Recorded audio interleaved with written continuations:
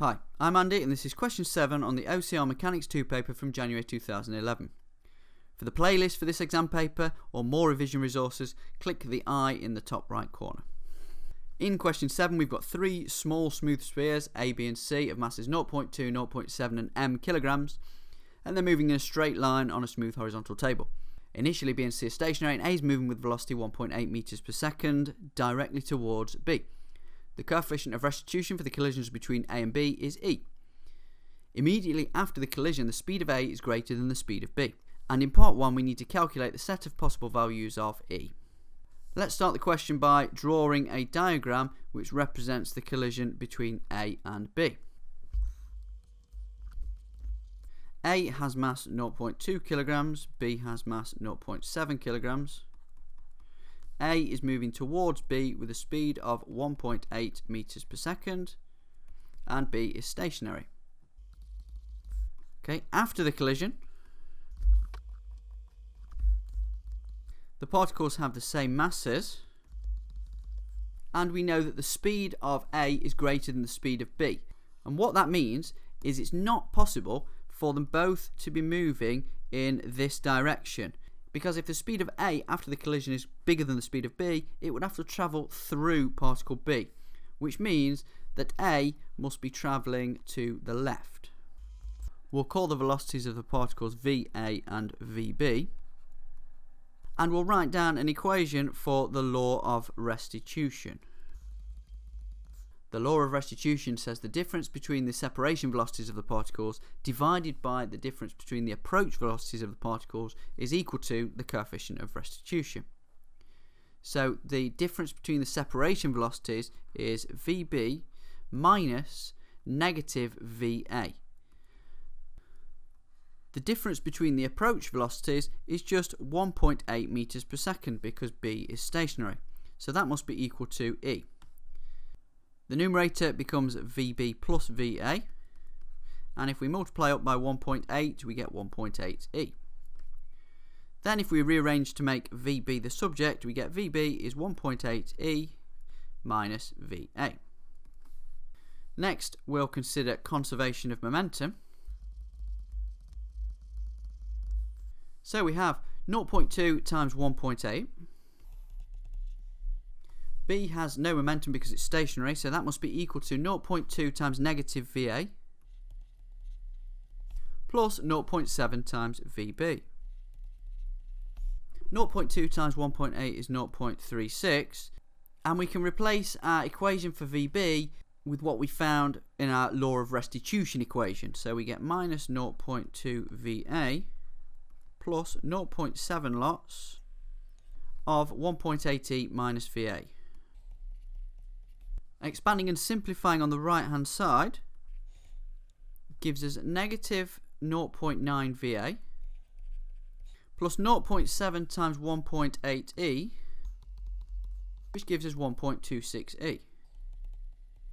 Next we'll make E the subject by adding 0.9 VA and dividing by 1.26 to give us E equals 0.36 plus 0.9 VA divided by 1.26. The next part of this question is probably the hardest thing to spot. It says in the question immediately after the collision the speed of A is greater than the speed of B. Now if we go back to our law of restitution here where we've got VB plus VA equals 1.8, well if the speed of A has got to be larger than the speed of B, then that must mean that VA must be at least half of this quantity here. So this implies that VA must be greater than 0.9E. So if we now think about our equation for E here, we know that this VA must be greater than 0.9E, and being as it's on the numerator here, making it larger than 0.9E would make the value of E larger. That means that E must be greater than 0.36 plus 0.9 multiplied by 0.9E, or divided by 1.26. So all that's left to do now is get E on one side of the equation on its own. So first of all we'll multiply it by the 1.26. And we'll do the 0.9 times 0.9 is 0.81. Then we'll subtract 0.81e from both sides. And that gives us 0.45e is greater than 0.36. And then we'll divide through to get e must be greater than 0.8. And that represents the set of possible values of e.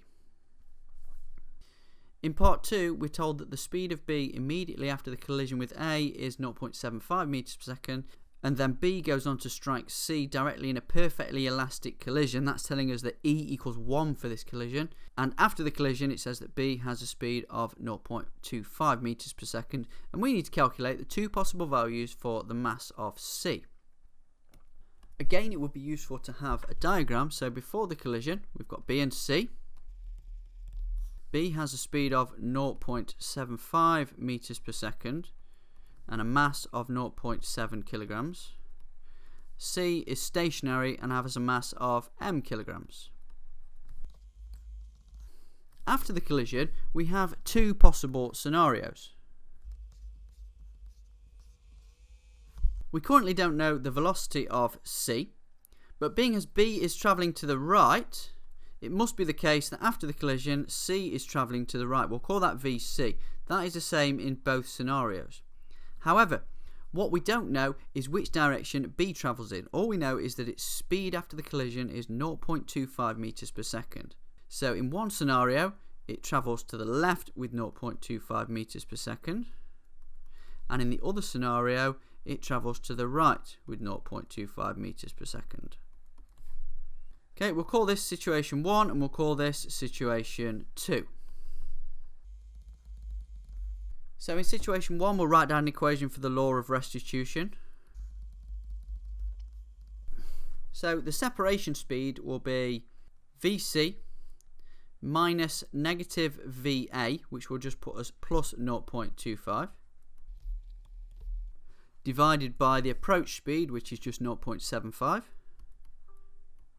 And that must equal 1. So if we multiply up by 0.75 and then subtract 0.25, we get VC equals 0.5 meters per second. Now that we know VC, we'll use conservation of momentum. So we get 0.7 times 0.75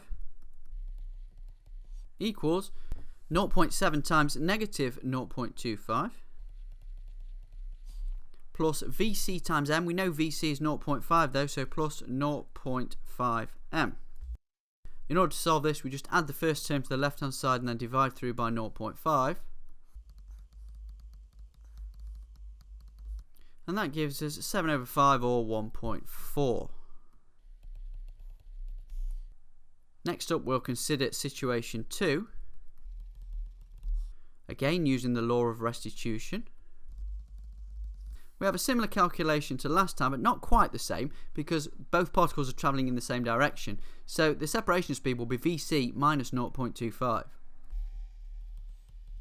Nothing has changed about the approach speed, so that's still 0.75. And the coefficient of restitution is still 1. So multiplying up by 0.75 and adding 0.25 this time, we get the speed of C is 1 meter per second.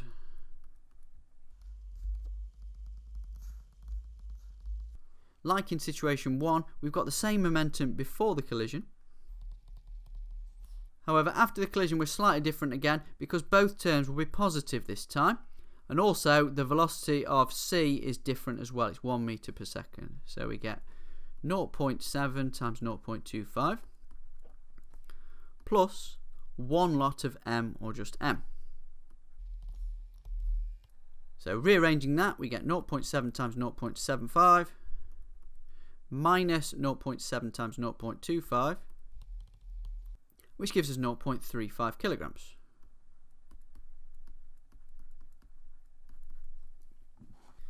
And that's the end of question 7.